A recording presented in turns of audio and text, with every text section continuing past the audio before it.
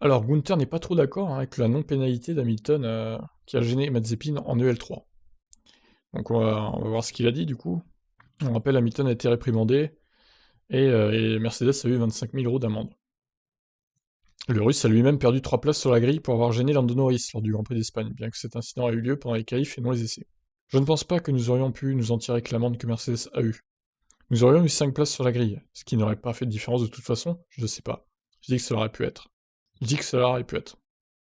Comme je l'ai dit, Nikita a été beaucoup critiqué pour cela, et quand tout le monde le fait, tout va bien. Dans la position où nous nous trouvons en ce moment, notre voix ne compte pas vraiment.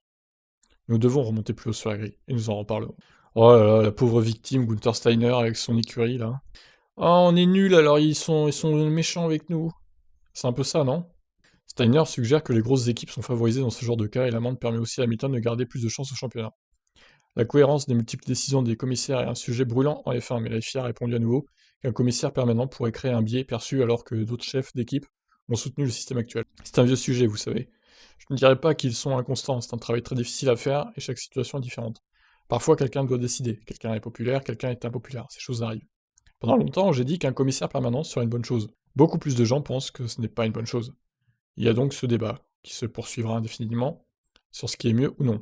Si nous avons un commissaire permanent, il doit être également très bon, sinon nous leur reprochons d'avoir choisi mauvais. Je ne suis pas contrarié par ce qui s'est passé parce que vous ne pouvez pas être pire que dernier.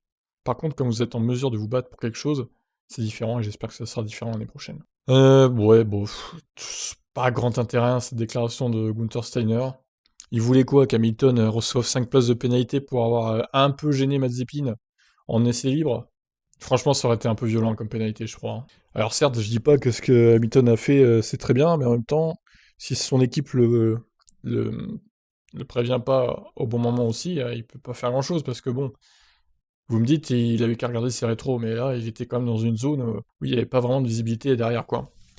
Donc bon, moi, ça me choque pas qu'il ait pas eu de pénalité et au final, vu l'explication qu'il y a eu, sur les doubles drapeaux jaunes, ça me choque pas non plus qu'il y ait pas eu de pénalité.